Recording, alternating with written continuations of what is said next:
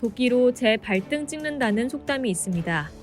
남을 해칠 노량으로 한 행동이 결국 자기에게 해롭게 된 경우에 사용하죠. 중국이 연이어 호주 때리기에 나서다가 결국 자기의 발등을 찍는 결과가 나왔습니다.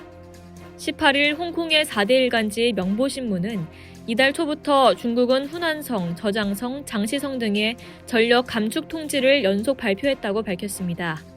명보신문은 이런 원인으로 중국의 호주 석탄 수입 중단을 꼽았습니다.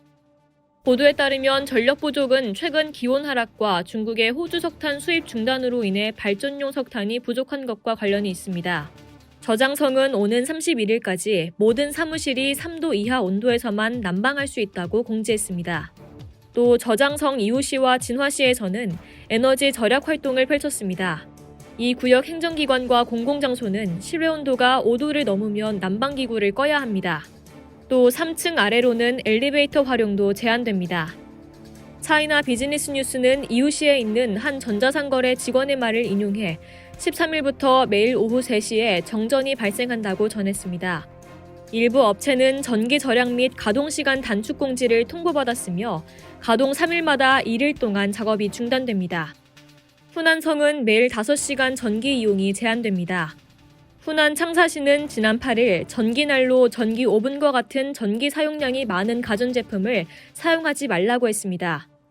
후난성 창사시에서는 전기 배급 문제가 발생해 엘리베이터가 중단되는 등 사람들의 정상적인 생활이 어렵게 됐습니다. 일부 사람들은 30층까지 계단으로 올라가야 했고 한밤중에도 도시의 가로등이 꺼지는 등의 문제도 발생했습니다. 명보신문은 전력 감소 및 정전의 주된 원인으로 중국이 11월 6일부터 진행한 호주 석탄 수입 중단으로 인한 발전용 석탄 부족을 꼽았습니다.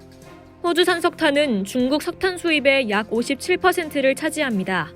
호주 언론에 따르면 11월 3주 동안 호주산 석탄의 중국 수출이 96% 감소했습니다. 뉴욕타임스는 중국이 올해 8월부터 호주산 석탄 수입을 점진적으로 줄였으며 현재 공식적으로 호주산 석탄 수입을 금지했다고 보도했습니다. 중국에 수출되는 호주산 석탄은 연간 140억 호주 달러로 철광석, 천연가스에 이어 세 번째로 많습니다. 중국의 조치가 급작스러운 나머지 이미 호주에서 선적해서 중국 항구에 와 있는 석탄 수입선이 하역을 못할 지경입니다. 수십 척의 석탄 수입선이 중국 항구에 접안을 못하고 기약 없이 대기 중이라고 합니다. 이에 대해 중국 언론 글로벌타임즈의 편집장 후시진은 말도 안 된다며 발끈했습니다. 후시진은 자신의 웨이보에 호주 석탄 수입 중단 때문에 중국 전력이 부족해졌다는 말은 엉터리다라며 외국 세력과 일부 국내 사람들에 의한 악의적인 조작이라고 밝혔습니다.